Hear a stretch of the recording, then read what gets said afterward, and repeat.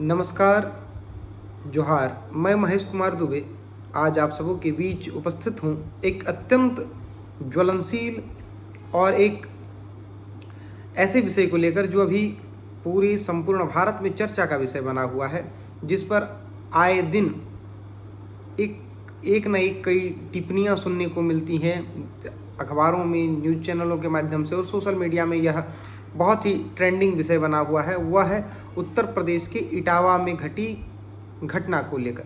जी हाँ, जहाँ संपूर्ण भारत अपने गौरवमयी स्वर्णिम पलों को अंगीभूत कर रहा है।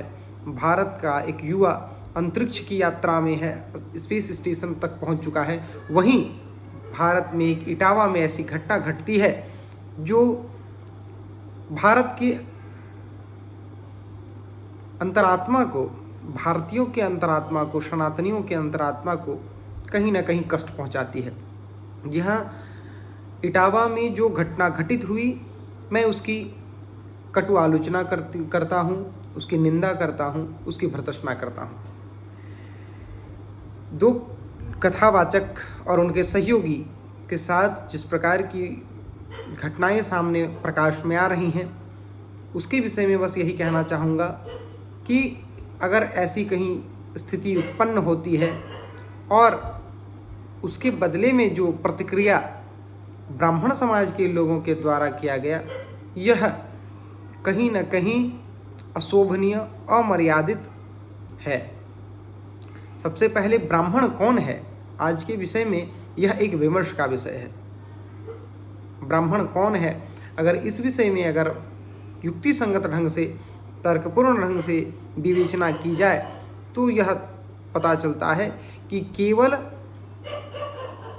ब्राह्मण वंश में एक ब्राह्मण माता पिता के गर्भ से ही जन्म लेने से ही कोई ब्राह्मण नहीं हो सकता है।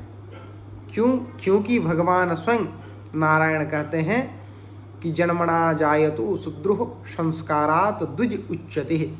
जन्म से सभी भगवान ने नहीं कहा है कि ब्राह्मणी के गर्भ से, ब्राह्मण के वीर्य से उत्पन्न बालक ही ब्राह्मण होगा, बाकी लोग वैसे शूद्र या क्षत्रिय होंगे, ऐसा तो कुछ नहीं कहा है। ब्राह्मण ने कहा है जन्मना जायतु शूद्र, और इस श्लोक में सभी वर्ग, धर्म, पंथ, मजहब के लोगों के लिए है कि वे जन्म से शूद्र हैं। फिर समाज में ब्राह्मण को कौन है, वो अपने संस्कारों से, संस्कार क्या है, हमारे 16 संस्कार हैं, उन 16 संस्कारों को जो विधिवत ढंग से अनुकरण करता हो, जिसका अनुपालन करता हो, वही ब्राह्मण है। ब्राह्मणो मुखमासीदम, ब्राह्मण मुख है, ब्राह्मण मुख है। यहाँ पर हमारे कुछ चिंतकों ने, धर्म विवेचकों ने, कथावाचकों ने कुछ भ्रांति मूलक तथ्यों का समावेश हमारे सनातन धर्म में कर दिया। वह व्याख्या के क्रम में ऐसी भूल हुई जिसका खामियाजा आज समाज को उठाना पड़ता है। एक कथा के रूप में या एक प्रसंग के रूप में यह प्रचारित किया जाता है कि भगवान नारायण के मुख से ब्राह्मणों की उत्पत्ति हुई, क्षत्रियों की उत्पत्ति बाहु से, वैश्य की उत्पत्ति उदर से और शूद्रों की उत्पत्ति पैर से हुई। ऐसी बिल्कुल बात नहीं है, यह प्रमाणित नहीं है। यह बिल्कुल केवल समझाने के क्रम में, कथा को प्रसंग से जोड़ने के क्रम में ऐसी विवेचना की जाती है, जबकि वास्तविकता यह है कि भगवान नारायण ने इंगित करते हुए कहा है, और भगवान नारायण सदैव जो क्रम भगवान ने बताया कि ब्राह्मणो मुखमासीदम बाहुराजन्यः कृतः, यह जो श्लोक है जिसमें चारों वर्णों की व्याख्या की गई है, उसमें ब्राह्मणों को मुख कहा से तुलना, भगवान ने तुलना किया है कि ब्राह्मणो मुखमासीदम। ब्राह्मण कौन है, ब्राह्मण समाज का मुख है। और मुंह कैसा होता है, मुंह होता है मुखिया। मुंह जो होता है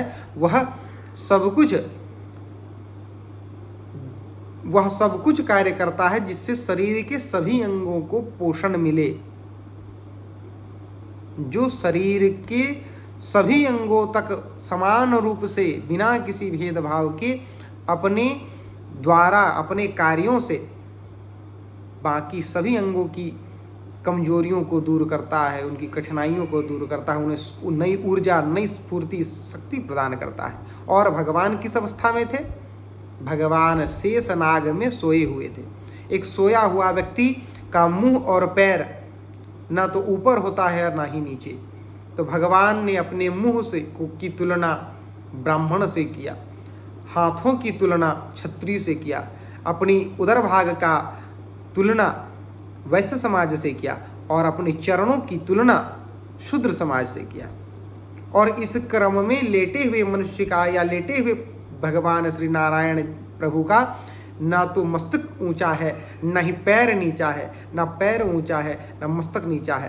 कहने का तात्पर्य है कि हमारे लेटे हुए जगन्नाथ, हमारे भगवान स्वामी नारायण के ने सभी को यह बताया कि सभी समान हैं, केवल सबका कार्य अलग अलग है। कार्य किस भाव से अलग है? यहाँ पर भी एकाधिकार नहीं है। अगर एकाधिकार होता तो ब्राह्मण सबसे पहले कौन है, इस बात की विवेचना इस प्रकार होनी चाहिए कि जो व्यक्ति अपने संस्कारों को संरक्षित करता हो, समाज में सदाचार फैलाता हो, जो बड़े से बड़े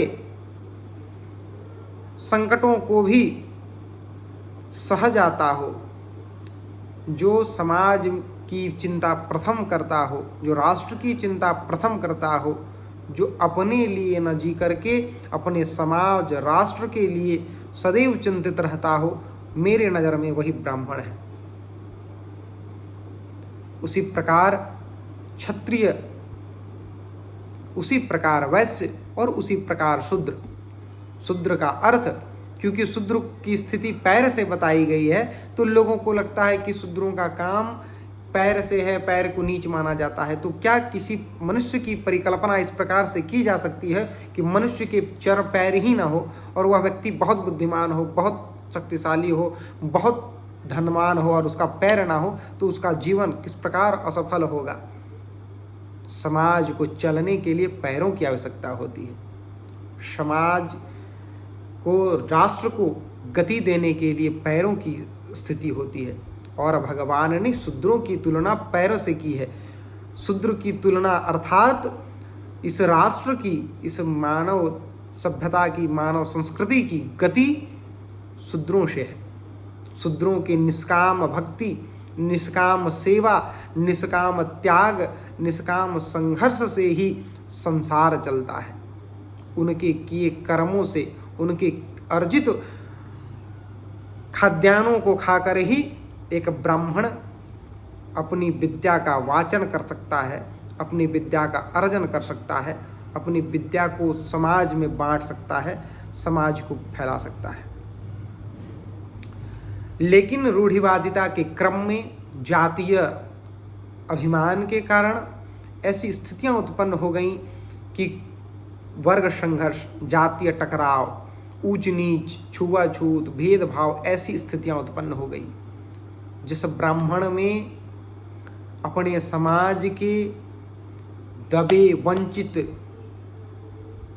दलित पिछड़ों को जोड़ने का सामर्थ्य नहीं, जो उन्हें अपना नहीं सकता, जो उन्हें गले नहीं लगा सकता, जो उनसे दूर रहता है, उसकी ज्ञान को अज्ञान कह देना ही सर्वोत्तम होगा। क्यों? क्योंकि हम जब ईश्वर की बातों को, जो वेद में हमारे निहित सारगर्भित तथ्य हैं, उन बातों को भी झूठलाने का प्रयास करते हैं और झूठे जातीय दंभ में आकर के जब किसी दलित, वंचित, शोषित, पीड़ित को जब सताने का प्रयास करते हैं, तो हम उस क्षण ब्राह्मण होने के सारी अर्हताओं को खत्म कर लेते हैं और हम ब्राह्मण